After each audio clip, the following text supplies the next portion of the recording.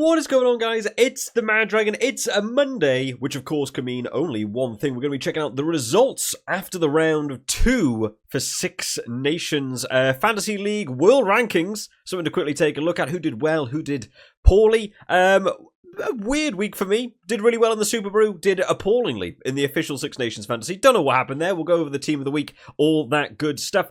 Starting us out then quickly with the world rankings, because I kind of wanted to maybe do a little bit less of the world ranking stuff, but sometimes there's news, which I want to talk about, right? So Ireland getting a 0.58 after their win over Scotland. France losing to England, didn't see that one coming. Minus 1.32, so really shifts them away from being able to fight for that top 3 place. Now England leapfrog over Scotland by taking that win. Italy take a 0.26 away from Wales with their win as well. And some of the bigger news for world ranking stuff going on. Wales drop below Georgia down into 12th place. Wales' worst placement ever in the world rankings, as Georgia beat the Netherlands as well, and Wales lost to Italy.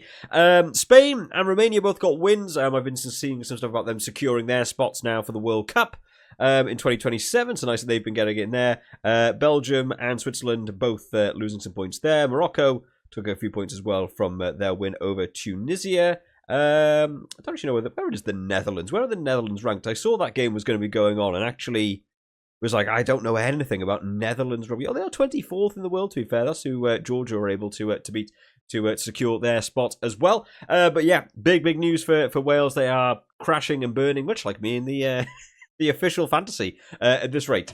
Superbru then. Predictors. How did we all get on in the predictors? Not a lot of red for the Grand Slam points this week because, boy oh boy, what a week. Going in, there was 3 games I was like, you know what? Maybe teams could cause upsets. Maybe Wales could cause an upset versus Italy. Maybe they just turn up out of nowhere, took everyone by surprise. You know, wasn't going to happen really. Scotland to beat Ireland. Maybe the first time in a decade. Maybe they turn up. Maybe this is their year. Maybe they could do something. The one game I had no confidence in going completely against my choice, England to beat France, was the one game I was so certain of. It's why you've got to love the Six Nations, man. Teams just turn up and can really put a surprise score on there. So starting out with the first game, Italy versus Wales. I said Italy to win. I said Italy to win by 10. They eventually won it by 7. It was at one point bang on 10. I was like, I wonder if they're going to be able to hold this out for the rest of the game. I imagine a lot of people went for Italy and hit that middle ground. A lot of us getting the half bonus point there, where you wanted to be down here. Said Italy by 7. Gladiator, Pedri, Phil, Klansman, Sliceberg, and Mrs. Dragon. That's my wife. She's joining in for the predictor this week and manages to take full points away from there. Anyone go for Wales? Oh, a few people. A lot of people actually went for. I didn't have a lot of faith in Wales taking this game, but very interesting that quite a few people went for Wales there, even all the way out there. Yeah, I was set by 15. Thought maybe they turn up. They can't possibly lose another one, right? Nope, they still can. Even if I wasn't that impressed by it, Italy did everything they needed to win the game. Lots of penalties, game management. Okay, yeah, it's all good. I was quite underwhelmed by that Italy. I think Italy should have killed that game off. I was quite bored. Watch them just do the penalties. Wales are down a man. They've got a yellow card and they're still kicking for 3. Kick to the corner. Go for tries. You know, assert yourselves that you belong there. You know, as now not the wooden spoon team anymore. You can beat Wales. Stamp it down, and they just didn't. It was quite, I don't know, I was a bit tame for me. I wanted to see Italy do a little bit more, but, you know, still got the win by 7. England versus France. Even now, I don't know how England won that game. I was having a few beers with a mate when we were watching this game and saw France take an early lead. I was like, man, it's going exactly how I thought this was going to go. Like, I can just see France are almost there. A few handling errors let them down. But the tries are coming. They're coming, right? You can see it. They're just waiting around the corner. They've just got to sort these little handling mistakes out. And no. Couldn't fix it by the end of the game. And England just unrelenting, not giving up and managing to squeeze that back by 1 point. Didn't see it coming at all. A few people did go for England, though, so a lot of you guys all taking that half bonus point. Where you want it to be, though, the one and only David Wakefield. David Wakefield's been a supporter on the channel for so long, was my only Patreon supporter, and thank you so much for all your support you've shown in the past, Dave. But you also won the Autumn Internationals one, right, for the Predictor series. Dave makes these calls, and it does get them right. Went for the England by 1, had the confidence, takes the full bonus point all to yourself. That could be ever important in where we've got so many people now. We've got nearly 100 people in here. Being able to just take the full bonus point all to yourself is wild. A lot of people went for France. Obviously, they went for France. I had them. I think I had 16, right? Yeah, I had big confidence not to be my first one wrong of the tournament so far. And then finally, Scotland versus Ireland. This one, yeah, when they were... I don't know how I put 7. I even said in the preview video, I said like 13 to 15. 14. I said in the preview, and I also thought I'd put 13 until I went back and checked it after the game. It was like, oh, I'll get a half bonus point from that probably. I doubt, I'll be the only person that close to 14. Apparently I put 7. I don't know what happened there. I've been ill. I'm still slightly getting over a cold. That was obviously some very dumb mistake by me. I absolutely wanted to put 13. I said it in the preview video. So yeah, my own fault for pressing the wrong button. A lot of people went for Scott. Wow. I'm quite surprised by that. I know Scotland have been this sort of up and cut. Against Ireland is just a team. I don't see Scotland beating Ireland. It's just a different level for me at this point. I can't believe so many people went for Scotland. Wow, that's much more like sort of 50-50 than I expected. Where do we all want to be then? Yeah, I wouldn't have been the only person to pick 13, and people picked 14 anyway, so I wouldn't have taken my full bonus points. Bonjour England, no chance of winning. David Wakefield again. He's been in there this week. Grobler, Bry for SA. I'm going to always get Grobler's name right. Sliceberg and Bowie finishing us off there on the 0.25s, going all the way down to Pedri. Thought big win, 30 for Ireland along the way. How does that stack up then for the round? I assume we're going to see David Wakefield's name in here. There he is. But Sliceberg is actually the one who takes the round by getting the 3. Oh, David Wakefield must have got the Wales-Italy game wrong. Did you, Dave? My God. That, I thought, massive points going your way. But well done to Sliceberg on taking this round. 6 points going your way this time. That 11 coming in there in second place on 5.5. Elward and Milan joint on 5 points. David Wakefield on 4.25. And then the gap begins to open up. Betarav, Twindaloo on 3.5. Grobler. Mrs. Dragon, my own wife's destroying me in the predictor at the minute. And Gladiator all there on 3.25. Let's have a bit of a scroll down. What did I finish on? I don't even know. Let me have a scroll down for my name. Oh, we're into the 2s. Slowly. 2.5 for me. All right. Not the greatest for me. Let me have a scroll down so everyone can see their name. We have so many people in. We can't spend a great deal of time because I want everyone to be able to see their name. Oh man, Connor loves going for the Scotland picks, man, and it does come back to bite Connor. I haven't seen Connor's league actually for the predictors. I need to see how I'm getting on in Connor's league as well. Let me scroll back up and we'll have a look at the old leaderboard. Who has taken the top spot from that week then? Thar11 climbing high in this one at 14 places into first on 10.75. I feel like that's miles ahead of me already. We're only on round 2. Milan jumped 16 places to get into second on 10. Joint with Elward, who climbed 41. Huge jump. If you get these picks right, like an England over France game, man, big results.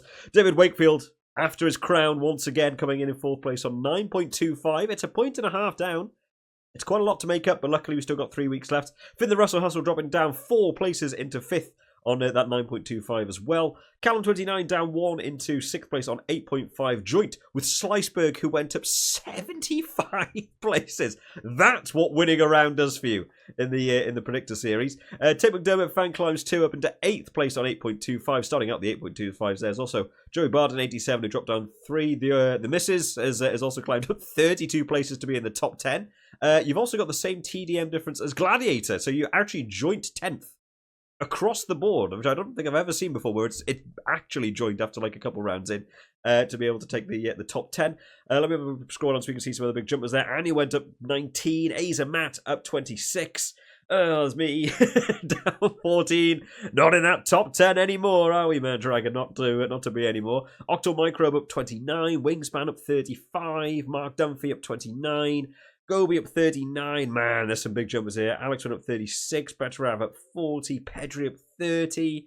Oro Water up 25. Bears Gamer closing in on me slowly there as well, climbing up 12. Villa Farrell, I think it's done pretty well at the fantasy from when I was checking out on the weekend as well. And then here is the big dippers. As soon as you start getting further down this board, getting 2 calls wrong in a predictor series like this is going to be absolutely brutal. I'll have a scroll down here. It's people who probably didn't get their picks in. We're still going now. Too bad. Only 3 people finishing on the 0, including Big Brain.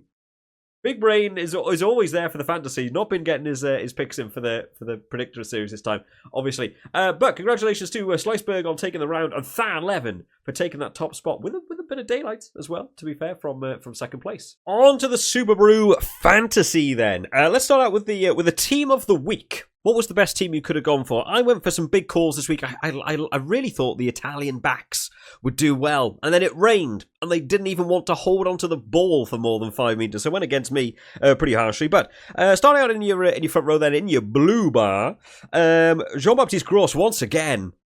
Team of the tournament wise, Lucid Prop. Jean-Baptiste Gros has had 2 good games now. He finished on 9 points. Xander Fagerson finished on 10 as the tight head prop. Mal Vaca came in as your best hooker for the round. I benched him for Dan Sheehan. Good move by me on 9.5. Your lock department in the yellow. Nicolo Canone on 8.5 and Miafu for friends on 9.5 as well. In your back rows, the other Canone, Lorenzo Canone, was your absolute best on 22 points. Kalen Doris came in there on 20, and Ben Earl on 13.5. Halfback combo in your orange bar for your scrum half. James Gibson Park, Antoine Dupont, letting a lot of people down. I saw a lot of people picking Antoine Dupont as captain. I had him in my team as well. James Gibson Park taking it on 9. Best fly half of the round, if you exclude in your kicking and what have you as well. Best outright fly half, Marcus Smith. Playing at fullback, I mentioned that in the video on Friday. That's who I was going to be going for and paid off well for me. Centre partnership, not a lot of centres doing well this week. The 2 ones that stood out though, Robbie Henshaw and Ollie Lawrence, both getting 12 points, was just your best centre partnership. My Italian combos not doing particularly well for me there. And then in your back 3, Damien Pinot came in there on 23. Blair Kinghorn, if you made him your kicker as well, would have got you 26.5. So the better fullback to go for over someone like Ramos. And then the outright best player of the round, Louis Bielbiarri, once again coming in on 31, doubled up to captain, made him 62, which is what I went for, even though I don't see my name in the top 10 here. So how did everyone get on? Villa Farrell and Wacker, both coming in joint first place on 200. And 14, getting those back 3 correct is where your big points around. I went for Capwoto on my other wing. Not to be. He got a try and still didn't score very well. It's about all he did the entire game. Third place then, joint third place. The General and Wosteenbach coming in there on 209. Pierre comes in 5th place on 207. Phil on 204. The locks are loaded on 203.5. Mr. Tash-tastic on 202. Bears Gamer coming in there on 197 as well. Well done to you, Bears. And Rob finishing us out for the top 10 on 196.5. I came 14th. I did okay this one on 193. This round felt more normal. What I've said in the last video where I was like, 200 is a good score. If you got 200, you're doing well. A couple of people getting over 200 this week, but most of us will have got under 200, right? Whereas last week, every man and his dog was getting over 200, and it was a very, very weird round. Let's have a scroll down so everyone can see their name. A couple of poor choices by me. The Italian backs did not do well. Dan Sheehan came on for me and did nothing. I ruled the dice on, maybe he'll come on from the bench and do something against Scotland. He didn't even get used that much and just gave away penalties. I had Bundy Arki as well in my centre department, and he's just not doing a lot. He's doing a lot of tackling. He's not doing a lot of ball carrying, which is what I was expecting from him. That might be one of my big switches going in for next round, as well as looking a bit more of the French backs, because the back 3 for France just seem to score so well all the time. So congratulations, both to Villa Farrell and Wacker on taking the round. How does that shift up the leaderboard?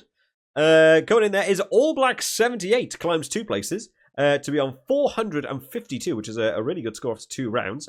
Taking over Big Brain, who's not taking part in the Predictor. All the focus into the fantasy. Climbs 4 places into 449. Mr. Tash-tastic climbs up 8 places into 448.5. Rob is in 4th place, up 5 on 445.5. It's interesting to see the try differential, right? Big Brain's got 14 tries compared to Mr. Tash-tastic and Villa Farrell there, winning the round on 9. 5 more tries, but just that consistency across the board rather than picking the try scorers is becoming important in this one. Wombat climbs up 1 place into 6th. Foot Easy finish out in 7th on 438 joint with Gaza, who drops down 3. The Locks Are Loaded climbs 7 up into 9th place. Bears Gamer, he's coming in. He's doing well. I think he's doing okay in the official one as well, Bears. Climbs up 3 to seal out that top 10 on 400. and 37 joint with the locks are loaded. Let me have a scroll down. I think I've still moved up. I'm now into the top 20. We're getting there. We're slowly closing in on that top 10. On 416. What is top 10?